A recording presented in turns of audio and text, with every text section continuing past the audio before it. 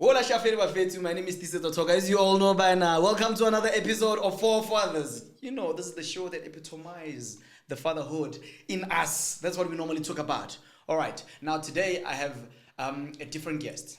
I know normally all the guests that we have on the show, these are the people that you guys know you can relate to because you see them on the big screen and stuff like that. But now we twist it a bit, you know, we get into business. So we can be able to see and also just to make sure that we can also relate, you know, with people who are in business, fathers who are in business actually, as much as we are actors in business as well, you know. So we try to make sure that we intertwine all that. Now, my guest today goes by the name of Siveshen. So I call him Sev. Why? Because he's serving the community and he's one of the world-renowned businessmen around. And the best part about this is they told me about Sev to say, Sev is actually one of the youngest entrepreneurs. So I was quite shocked actually when they told me his age. When I got nothing. You're going to know more about him and you'll find out about the age and everything, how he got into business, how does it work and everything, how does he carry out the kids, which are the business. Remember what we said when it comes to forefathers. More we are speaking about fathers who are looking after themselves, the community, the business as a whole. Now, Sev, welcome to the show, my king. Thank you so much, man. Thank you so much for having me. I really do appreciate it. All right. Now, firstly, let's get into it. Sure. Who is Sev? There's two main things I always tell people in terms of like how I identify myself. Yeah. So I'm Siveshen Chettiar. So my middle name is Thamodran because that's my father's name. Oh, okay. And my clan name is Chettiar. But I identify myself as an African Indian. Okay. All right. African Indian. And from that context, I always speak from that dynamic because there's one important thing. I wasn't really supposed to be here. I was told to come here by the British. Wait, please elaborate on that. So, in the 1860s, the British put a lot of my forefathers on two ships, back and forth to cut sugarcane on the plantations. Interesting. So we all come from KZN, and we all then spread our arms across from that perspective. But we came here with nothing. Okay. Our cultures are quite mixed in terms of the way we cook, the way we eat, the way we speak. All right. I'm sorry to interject. No, I wanted no. to find out something quickly before you move on to that so I don't forget the question. So you say you're coming from KZN. I always hear some Indians say I'm from KZN Indians. Now, what's the difference between you being an Indian from KZN and all the other Indians? There's no difference. There's no difference. I think my raw is a bit more because, I went to a private school. But fundamentally is that we all came from KZN in some way. Your forefathering root is that way. Like, I was born in Cape Town because my father got seconded there for the company he was working for at the time. So I was born in Cape Town and predominantly raised in Johannesburg. But the root of Indian culture in this country is Durban. There's no other way around it. So I really identify myself as an African Indian. Yeah. And the reason for that is the way I cook, the way I eat, the way I consume content is all from an African perspective. Right. And I'll give you a unique understanding from that. Like a bunny chow is a completely South African product. Do you know that? I know that, yeah. But if I go to India and tell someone I like to have a bunny chow, they'll be like, what are you talking about? But South African Indians do that out of convenience when they're working in the sugarcane plantations. Okay. So bread is not a very consumable item in India. Like rotis, naans, that kind of stuff definitely is. But bread itself is not. But they had no way to carry their food. So you'd hollow out a half loaf of bread, put your curry inside it, carry it onto the plantation and eat it when it was lunchtime. So it's a completely unique South African perspective on our culture. Oh, okay. So I identify quite differently. But for me, fundamentally, my story has been one of grit and determination. Yes, I come from a very much a privileged background in terms of like my education, what I've encountered in terms of from a mental resilience point. Oh, so you were privileged. Absolutely. Because I want to speak about your businesses. I want to understand how you got this far. Because we have a whole lot of business people out there, and some of them were not that privileged to make it that big where they are. So I'm trying to think right now to say, right now, for you to make it this big in business is because you come from a privileged background. More privileged than most people. Because I attended a private school. Okay. Was I the richest boy in school? Absolutely not. Okay. But I had the privilege of private education, which makes a remarkable difference on your mind. And I stand by these statements because government education is very spoon-fed. It's here's the knowledge, here's the papers, this is what you need to learn to pass. But independent IEB education allows you to have critical thinking. And that's the fundamental difference that I've been built on, right? But in saying that, I also suffer severely from dyslexia. Right. That's one thing I wanted to come into, to say, how was your upbringing when it comes to education? So I think, you actually just got into the topic a bit. But okay, let's take it from there, step by step. Sure. So you can understand, I started out at Jeppy Boys for about like a year or two. It was actually, I think it was actually less than a year. Which was your... grade 1.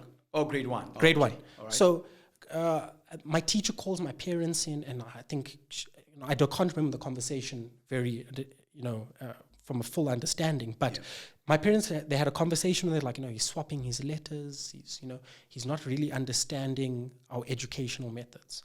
And that's why I always tell people, I lack childhood trauma. I have a lot of adult trauma, but I lack childhood trauma. All right. Because my parents could have, at that instant, said, what my son's going through is completely normal. He just needs to study harder. But my parents identified that the issue was that I wasn't grasping the information.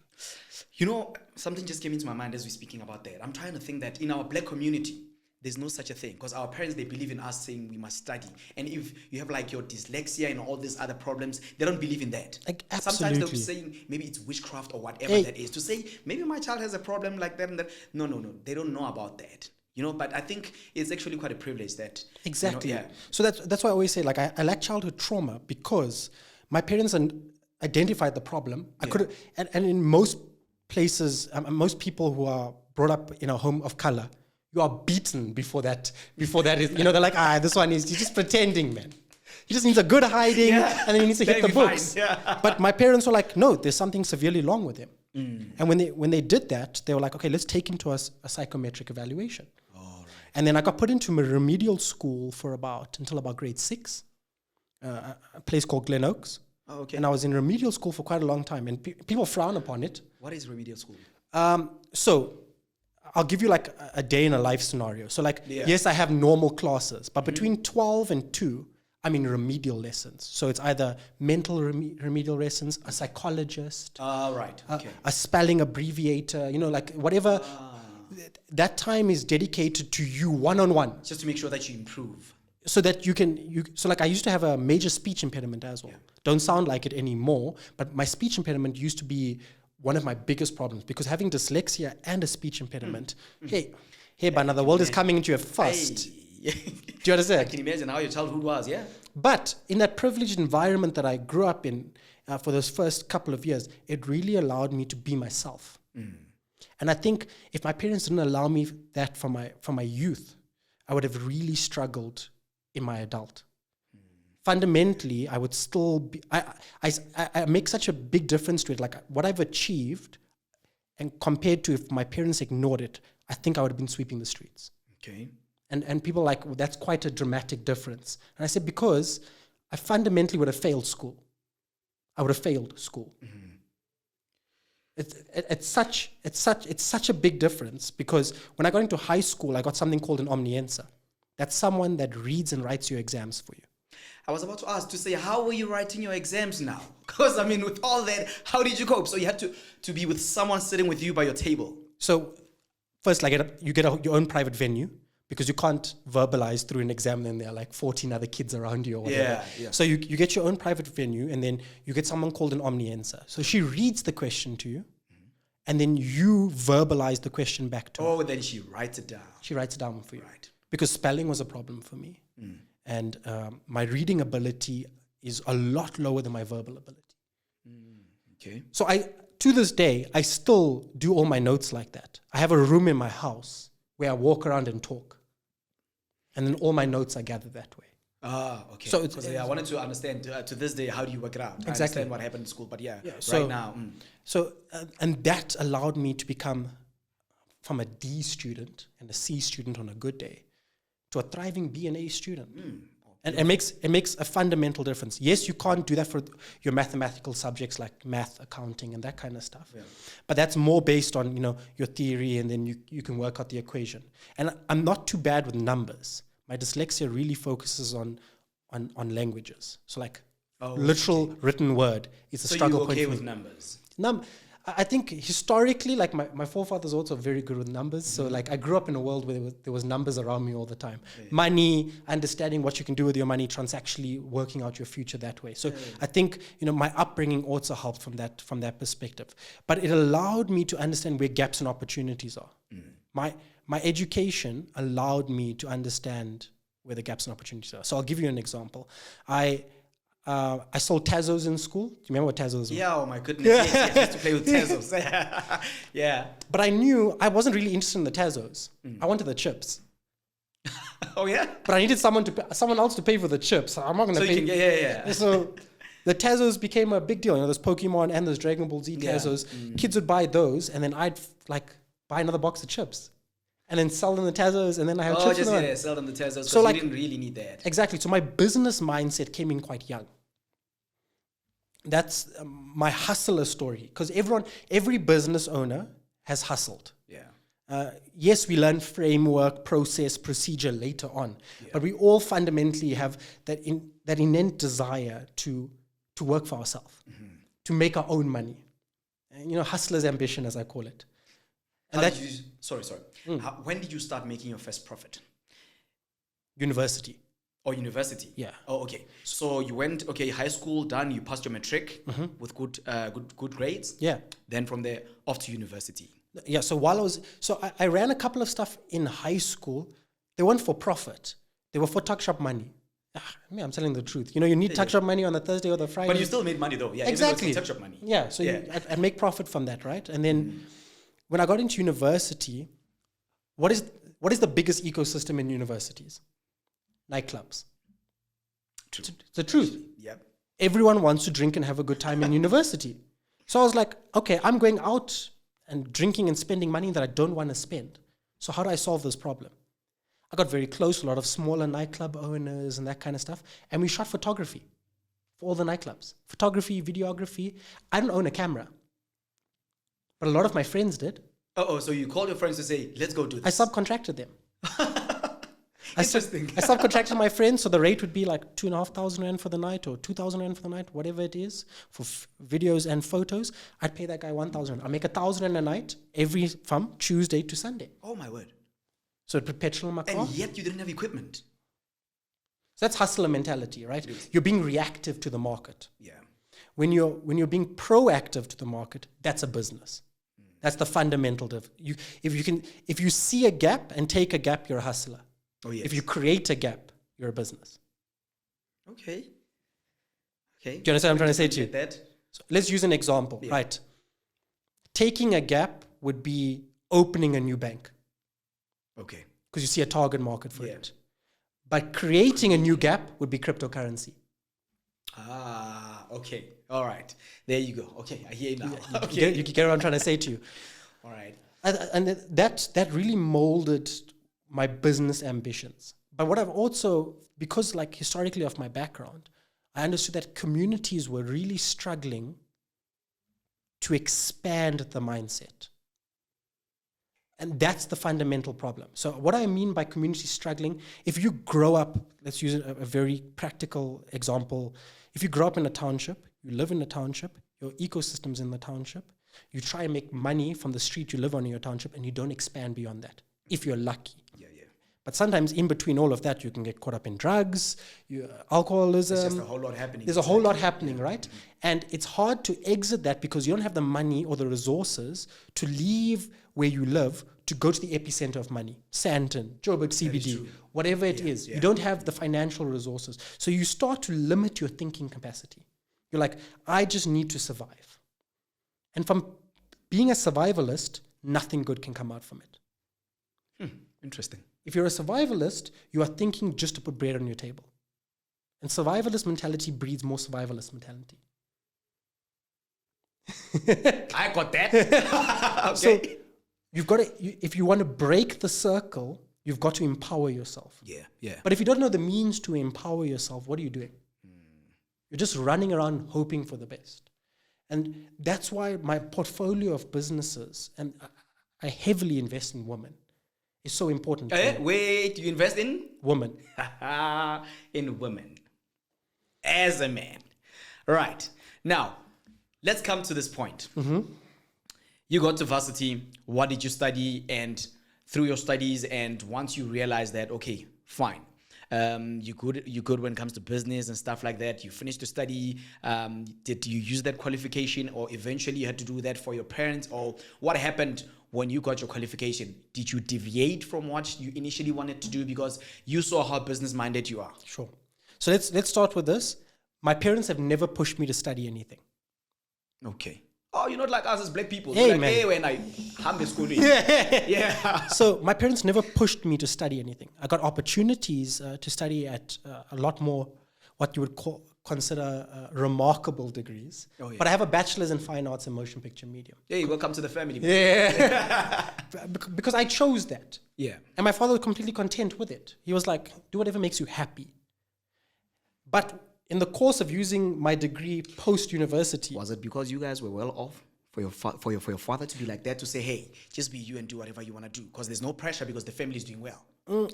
So my father wasn't particularly doing the strongest to that position, right? Yeah. When I decided what I wanted to study.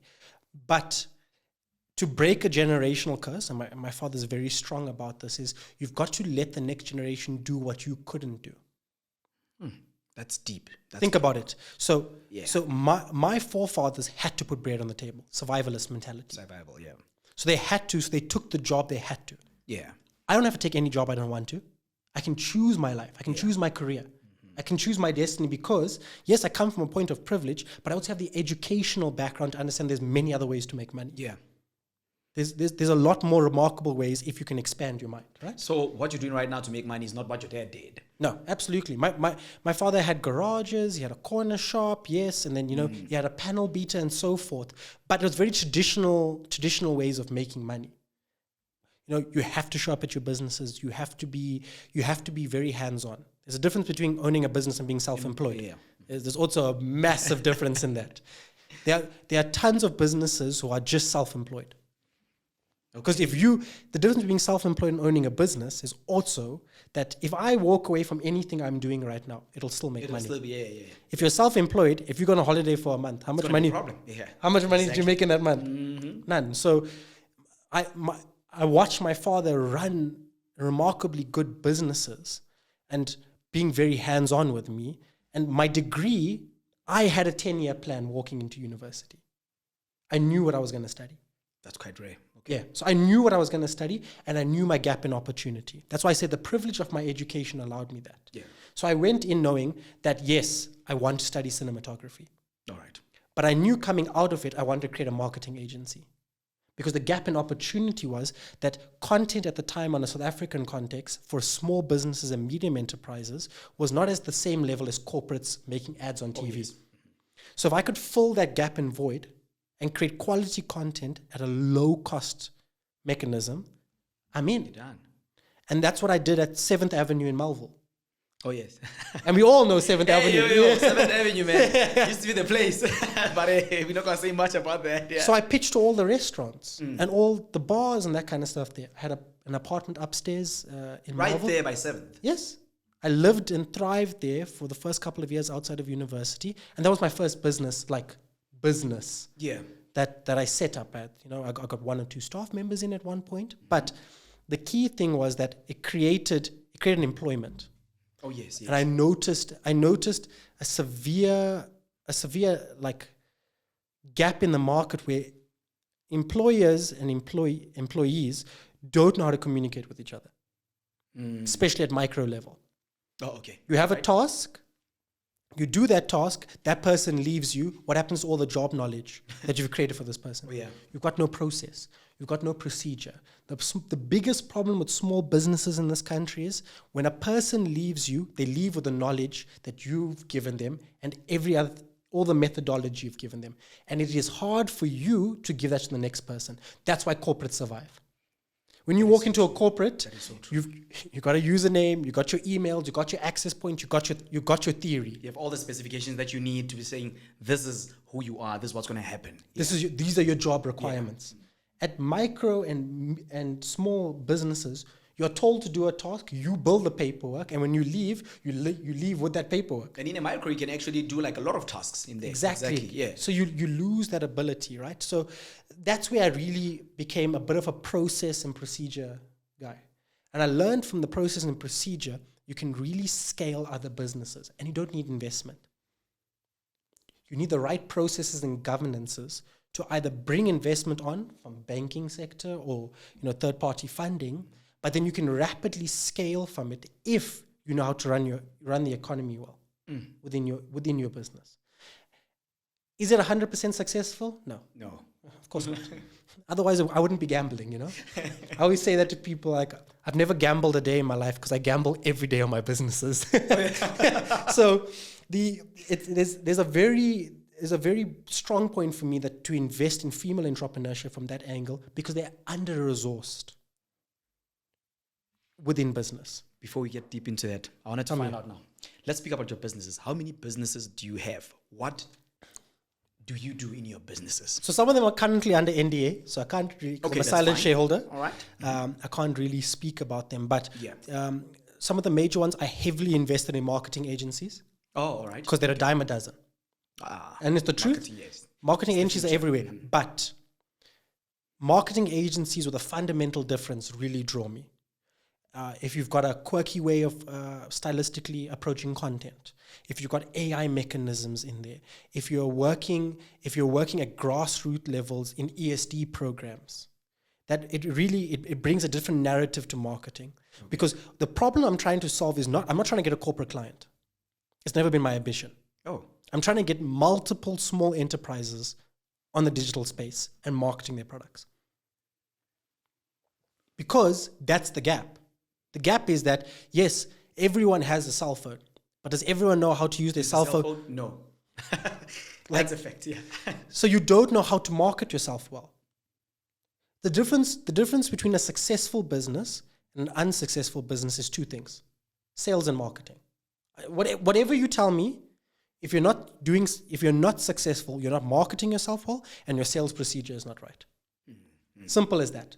There's nothing in between that. You can have all the governance, you can set up all the process internally. But if you can't sell well and market your business well, you're never going to bring another client through the door. Yeah. So we in the portfolio now we have A4 copy paper called flash copy paper. So we make A4 copy paper. Oh, okay. My one business here, it's fully sustainable. We have a marketing agency called KPRM Media Solutions, which is a specialist at ESD marketing, which I can get into with you. I have another investment called Savvy & Co., and she's an industrial psychologist. And she's being really out the box thinking of how you're going to market yourself. There's a lot of noise digitally now, right? Oh, true. Yeah. So how do you make highly controversial content borderline, but trend-worthy? That's what I need. Do you understand what I'm trying to say to you? Yeah. So if you're a small business, you got to really think differently to scale that way. And then I've got a couple of other silent investments in a couple of fintechs and e-tip solutions. Oh yes. So that my portfolio in total is about 9 businesses. I think it's important that I mention this. I'm only 29 years old. I wanted to say that. You see, after saying 9 businesses, I wanted to ask, do you want to tell the people at home how old you are so they can actually get to understand, to say, at your age, working with 9 businesses at 29, like... So I don't have a 9 to 5, so I accept that, right? Yeah. Fundamentally, my relationship has to be very good with founders. So I wanted to also ask, with those 9 businesses, when you wake up, how would you say it's your day-to-day, like your day-to-day activities? How does it work out? You wake up in the morning, you bath, or you take a shower, then what, breakfast, then you go out to one of the companies, or what do you do? Do you visit who, or do you do what, or do you do every single thing from home? Let's start with, I have a really good PA. So yes. Definitely you need to have your diary in order. So if I give you an average day in my life, I wake up between 5 and 6 o'clock every day. Okay. I go to bed at midnight. 12 o'clock. Yeah, every night. So if I have to be up really early, I'm up at 4:30. You don't have enough sleep. Absolutely not. But I'm 29, so like we can have sleep later. We can work now. So between 5 and 6 o'clock, I'm up. Do I leave my bed at 6 o'clock? No. I have to watch the news. I have to watch the news every morning. Yeah, a lot of young business owners, that's one mistake they don't do. They actually do, sorry to say that. They don't watch a lot of news so they can be abreast with what's happening with our economy and every single thing that is happening. You know, that's quite interesting. I've never heard actually someone saying that. Yeah, so a lot of people call me old, like an old man. Like I physically watch news channels. I used to physically buy the newspaper at one point. Now I digitally consume the newspaper. Yeah. I have 2 espressos in the morning. Okay. And then my first call in the morning is to my PA to set up my diary for the day. If I've missed anything needs to be put on or whatever. But each day I have structured towards like a chunk of time towards one business. So amongst all my meetings, I spend 4 to 5 hours at one business in my investments. Oh. I give them time and identify if there's a weakness, like, cool, let's have a training. Do we need to have a sales process? Do we need to update this? Because some of my businesses are still micro in scaling. Yes, there are some businesses scaling rapidly in my portfolio, but a lot of the smaller ones I identify a lot more with because I was once there. Yeah. So I then spend so I work Monday to Saturday every week. Saturday is normally like a half day or whatever, just because I get to spend a little bit of time with my partner. But on a Sunday, I take rest. I don't do business. I don't take calls. And I will not be doing business on a Sunday because it's important for me to get ready for the next week. You are too busy. You are too busy. And I'm going to ask you one question. But this question that I'm going to ask you is going to actually come to what I want to ask you with what you just said. Now, tell me, when you were growing up, because your father was a businessman, was he a present father? Very. Extremely. My father didn't just show up financially, which is fundamentally why I'm in the position I am. My father showed up emotionally. And what I mean by that is my father used to own nightclubs at one point. Yeah. So my father didn't see us much on weekends. As you know, nightclubs are busy. Yeah. Saturday, Sunday night, it's thriving. But my father would come back home at, let's say, 2, 3 a.m. The club is closed. Do you remember Fontana Chicken? Oh, yes, I do remember. Yeah. What? Fontana Chicken. So I was vegetarian at the time, right? So my father would come in with Fontana Chicken for my brother, and he'd get me a veggie burger from Fontana. And he'd actively make time for us at like 4, 5 o'clock in the morning. He'd get us up and be like, guys, it's dinner time. Yeah. And we'd have dinner at 4 or 5 o'clock in the morning. Because my father would avail himself to us. My father also never missed a sports day. Wow. My father always showed up. Yeah, I rowed for a long time. And I don't know this, I'm Indian. So not many Indians row. It's not a thing. Maybe hit the cricket pitch, golf maybe, but I was a rower. So I told my father, like, in high school, I want to row. And he was like, yeah, sure, no problem. So I was rowing actually, and my father went an extra step. That is such a chill father, by the way. Hey, I wish to meet your dad. This sounds very chill. Like, just do whatever you want. Just whatever you want to do, my son. Just be you. My father's a lot less strict than us than my mother, but my father installed values into us. Mm-hmm. So he'll tell you, this is what you should do in life. This is what you shouldn't do. What you do, though, is your choice, and you deal with the consequence of actions. Which is quite rare for us, for us as black people. So now, what comes into mind when I say present dads? For me, someone who is present is acknowledging your time. Mm-hmm. So it doesn't mean you have to financially show up and that kind of stuff. Yeah. For me, it's about someone who's active in your life. Mm. So is he taking time out of your life to be present with you? Because that makes a huge difference. Yeah. Remember, the environment, you're the product of your environment. So if someone is showing up, you're showing up. I'm asking this because I know how it is in our black community. Because now, with us, when we say you're present, we also speak financially. Because we know that you also need to, support your family, be there for your kids and stuff like that. So our mentality has already been channeled to say, if I say I'm a present father, I also need to make sure that I'm supplying financially. See? So I think with what you just explained. But if your value is only financial, what do you do after that? Mm-hmm. What if your value is only financial? Then what happens after? What if you're the baby daddy? No, genuinely. Yeah. So you're if you're just the baby daddy, so you only need to show up financially. That's not okay. That is we are raising kids fundamentally without fathers or mothers in communities anymore. And that's why I say I lack childhood trauma. My parents are happily married, like seriously happily married for a very long time. Oh yeah. So I got the experience of being parented by a mother and a father, which allows you to understand that genders behave differently, right? Towards you, you need to learn how to respect women. Your father teaches you, hard skills. Yeah. And I think we lack that knowledge, and we lack fathers in a place like that because we don't allow them to show up besides financially show up. Yeah. Yes. If we require emotionally vulnerable men in this world. Men are not emotionally vulnerable. Yeah, that is actually why we're having this discussion. That's one thing that we are actually trying to unfold in men. Men are not emotionally vulnerable. You need to understand when you're not okay as well. Yeah. And you're allowed to not be okay as a man. Yeah. Yep. You are allowed to. Now, here's another thing I'm going to ask you. Sure.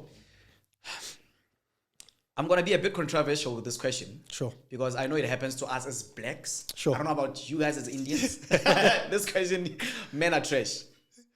Yeah, but I have a running joke about this. Yeah. So when I used to go on a couple of dates and that kind of stuff, I'm like, all men are trash. I'm just trying to be that Woolworths trash. Okay. Separate me, recycle me. Trash, yeah. I don't know if it's as popular as it used to be, but I think when we were growing up, that men are trash statement was everywhere, dude. Does that even exist in the Indian community? Because you know how it is. With us as black people, like, it's just out there. Men are trash. Women perceive us as trash. They'll be like, oh, wow. It's whatever. It is what it is. Men are just trash, generally. I think, from a cultural standpoint, men are a lot more controlling in our community in general.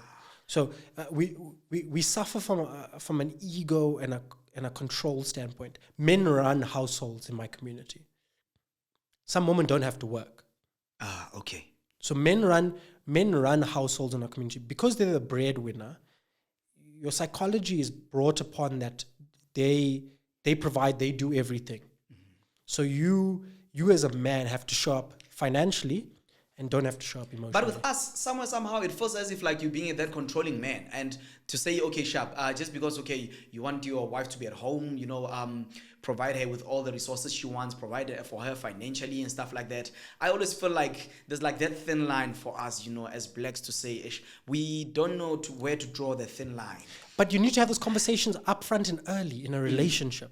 Yeah. Do you believe in gender roles? Okay, you believe in gender roles. Does your partner believe in gender roles? If you both do, then let's have these conversations. We lack conversations in early stage relationships. Yeah. Sit down and have a conversation with your partner.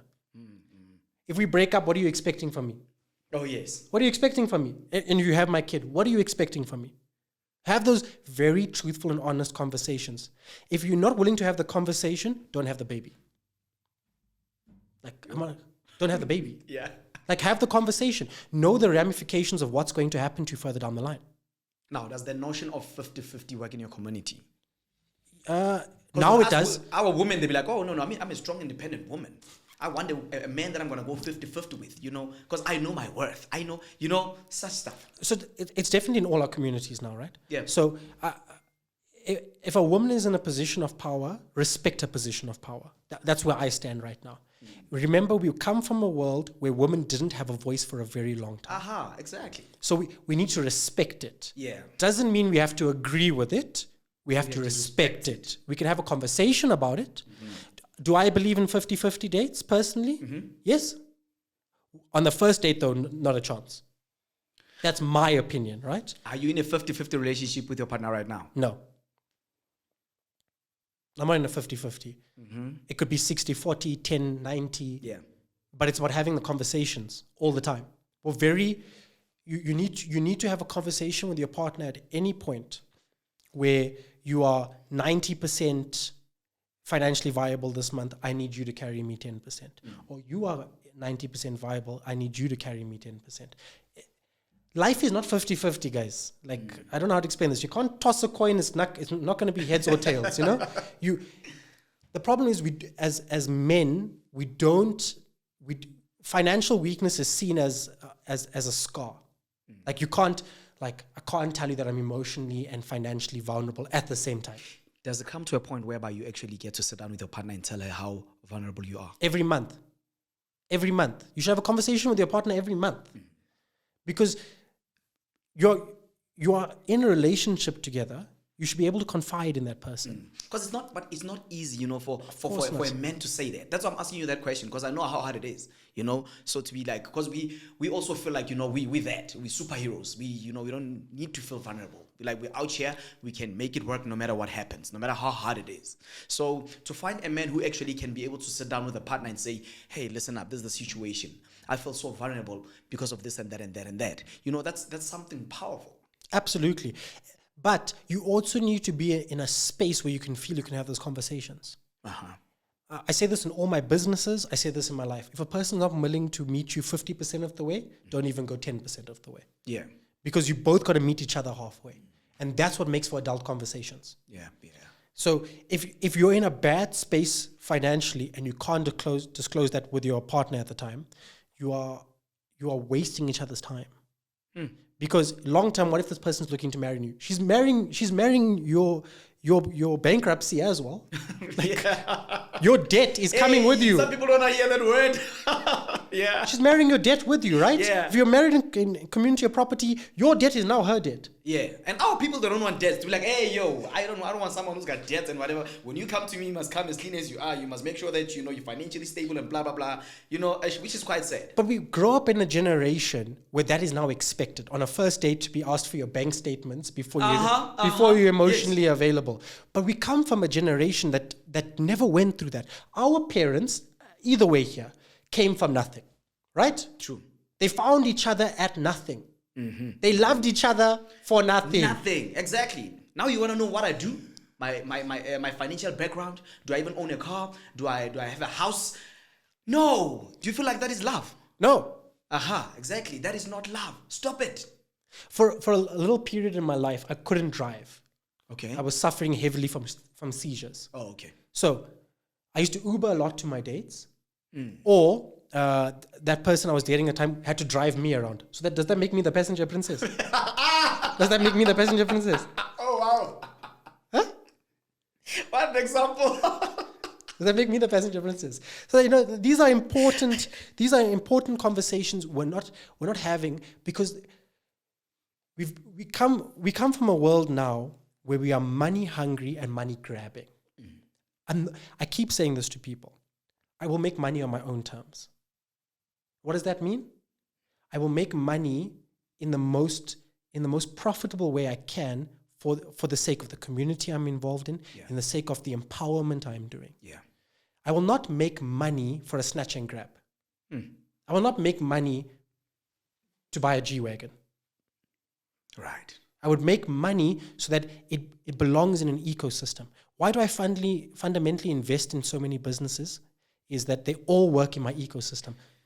I bring one deal in and the whole ecosystem can work together. There you go. That was my next question, actually, I wanted to find out. Now, right now, what I'm going to say to you is that you are a father. You are a father to your businesses. Sure. Correct. As a father, do you treat your business equally? Because it also relates to being a father with your kids and stuff like that. All your businesses, how do you treat them? Equally? Or is there one that is much more superior than the other one because it brings more money? Or how does it work? I give each business the same amount of time, logistically, paper-wise, financially. Okay. If that makes sense. Like, you need me to help you run your books better, you know, financially work that out. But I give high performance preferences. Right. And that's not controversial. And I'm happy to say that. Remember, 80% of the time when I'm investing in a business, I really actually don't care about the business. I care about the person behind the business. Wow. Because if your business falls tomorrow, how are you going to pay back my investment? No. But are you going to roll your sleeves up, get up off the ground and go at it again? Definitely. Exactly. Yeah. Do you understand? So I'm looking for mentality. Yeah. I made my first emotional investment for the first time ever, just because I've known the person for a long time and then got involved in a business. So my emotional investment is a bit different because I want the person to succeed because I've known them. Okay. And I don't make emotional investments. I make financial investments that scale. But I treat all my businesses the same when it comes to a deal. Okay. I know your staffing quantities. I know what you can achieve. This is your segment of the deal. This is the invoicing. This is how we're invoicing the client out through Mzansi Bytes. But for me, some businesses deserve more attention at different times of their stages of life. Yeah. And I think it's the same with kids. Oh, wow. Yep.